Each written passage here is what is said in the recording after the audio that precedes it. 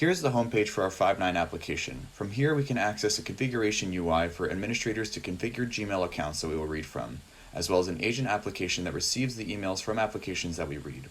We will now log into the configuration UI where administrators will create access tokens through Google's consent flow.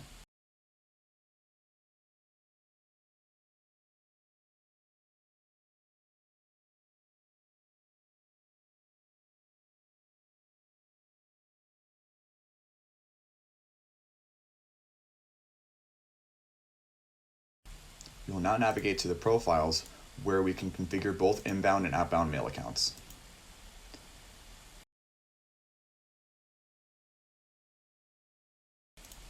This configuration screen is where our customers tell us which email account to send and read from, and the protocol and authentication type to use. In this case, a Gmail account imap59@gmail.com is using IMAP's protocol and OAuth2 authentication. 5.9 email services will read the email and show them to the agents in the agent application. We will now click Add Token to begin the consent flow and grant process to obtain an access token. In the authorization URL, we are clearly displaying the client ID to the user. Also, our application is displayed as 59lab.com as this flow is going through a testing application. However, once Google approves our application as verified, we can put this OAuth2 feature into production and the application name will be displayed as 59.com. We will now configure the mail account imap59@gmail.com.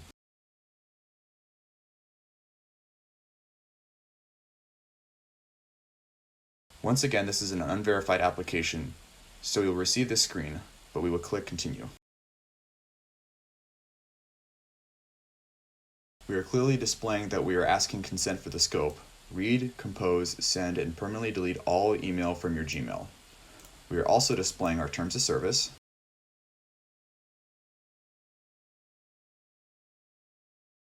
and our privacy policies, where users can view our compliance to various international privacy rules and guidelines.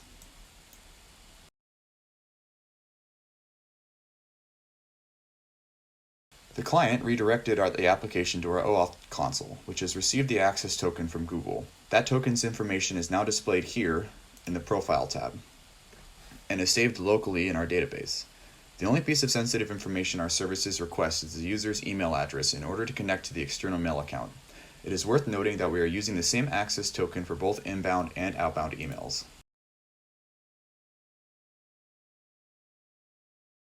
We are now going back to our 5.9 homepage and we're logging into the agent application, where agents can interact with the inbound emails and send outbound emails.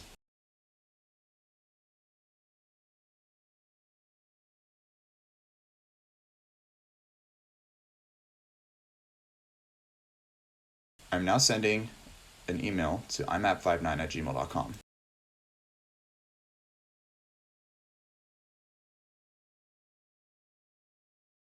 This email will now be displayed to the agent momentarily.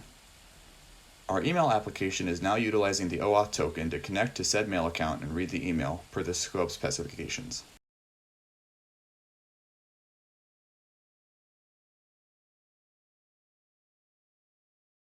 Now the agent can interact with this email. The agent's reply connects to the Gmail account with the SMTP protocol and the OAuth2 token to compose and send an email on the configured mail account's behalf.